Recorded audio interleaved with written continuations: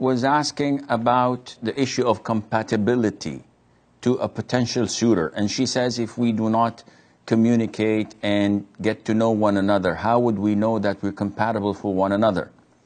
And the answer is, in Islam, there isn't such a thing.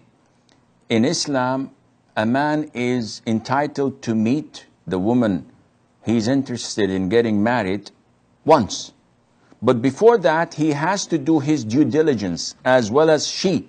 So he has to check on the background of the girl. He has to ask his mother and sisters to go and check on her, to describe her to him, whether she fits his requirements and the features he's looking for.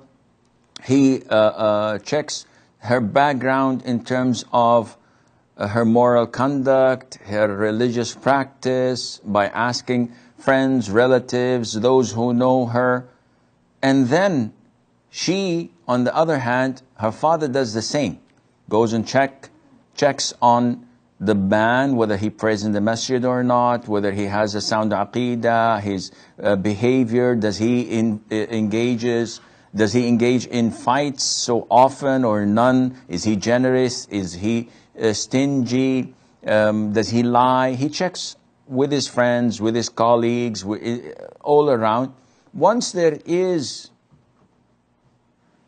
some form of acceptance from both sides, they set a date, and then the man goes to the girl's house, and there he sits with the girl and her guardian, her father, her brother, and this is the initial interview where they look at each other. She's not wearing the hijab. He looks at her. She's not wearing any makeup as well.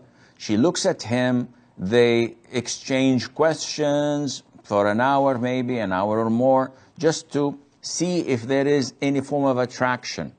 Afterwards, if he's okay with that and she's okay with that, then they go on and they're considered to be engaged. They formally propose. They set a date for the marriage and the wedding, and voila, we have a touchdown.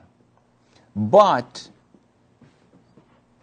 to go and date, as Sarah is implying, and to get to know one another, a lot of similar engagements, maybe in half a dozen or more, did not work out because the man probably didn't like what he saw and she didn't like what she saw, because they were all trying to fake things up. They are not that serious. They're just dating, having a good time, and no strings attached. In marriage, it's different. 99.9% of marriages in Islam is conducted like I stated in the very beginning. And this is how I got married, alhamdulillah. And all those I know around me got married in the same fashion. And they've lived a happy life that, alhamdulillah, is still ongoing.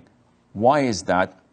Because they trusted Allah Azza wa Jal, and they followed the Quran and the Sunnah and the correct procedure, and this is what it led to. While on the other side, you find a lot of marriages ending so quickly, not lasting too long, because it was not based on such trust and dependence on Allah Azza wa Jal, and in wanting this to happen and take place.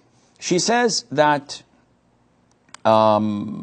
if she does not like how the suitor looks, but she's attracted to him, usually it's not the looks that makes it or breaks it. Maybe, as she's describing, he's a bit chubby, he's a bit fat, but maybe he has a handsome face that is relaxing.